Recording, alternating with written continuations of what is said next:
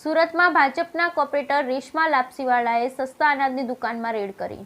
સુરતમાં ભાજપના કોર્પોરેટર રેશમા લાપસીવાલાએ સસ્તા અનાજની દુકાનમાં રેડ કરી, જેમાં અનેક ખુલાસાઓ થયા। ગ્રાહકોને 8 કિલો ઘઉં, 3 કિલો ચોખા આપતા હતા, જેના કારણે બાતમી મળતા રેડ કરવામાં આવી। વેપારી સરકારમાંથી ઓછું અનાજ આવે તેમ છેતરપિંડી કરતા સુરત કલેક્ટરના પુરવઠા અધિકારી થયા દોડતા। સુરતમાં ભાજપના કોર્પોરેટર રેશમા લાપસીવાલાએ રેડ કરી હતી, જેમાં ગોપીપુરા સ્થિત કીપરા રામ મહેતાના ખાંચામાં આવેલી દુકાનમાં રેડ કરાતા વેપારી ચોંકી ઉઠ્યો। સસ્તા અનાજની દુકાનવાળા ગ્રાહકોને ઓછું અનાજ આપતો હતો, જેને લઈ ચેકિંગ કરવામાં આવ્યું। આ વેપારી ગ્રાહકોને સરકાર તરફથી મળવાપાત્ર જથ્થામાંથી જ કરતો હતો કટકી।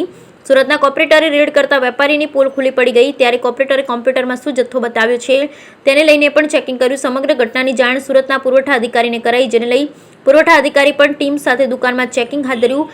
મહત્વનું છે કે લાંબા સમયથી આ વેપારી દ્વારા છેતરપિંડી કરવામાં આવતી હતી। વધેલા અનાજનો જથ્થો કોને આપવામાં આવતો તેને લઈ તપાસ હાથ ધરી, ત્યારે જોવું રહ્યું કે આ રેડમાં આગળ શું કાર્યવાહી થશે। અગાઉ પણ સુરતના એક કોર્પોરેટર દ્વારા સસ્તા અનાજની દુકાનમાં ચાલતા કૌભાંડનો પર્દાફાશ થયો અને તે વખતે દુકાનદારોના પરવાનો રદ થયો। હવે આ વખતની રેડમાં પુરવઠા વિભાગ શું કાર્યવાહી કરે તેને લઈ શું કોઈની નજર છે?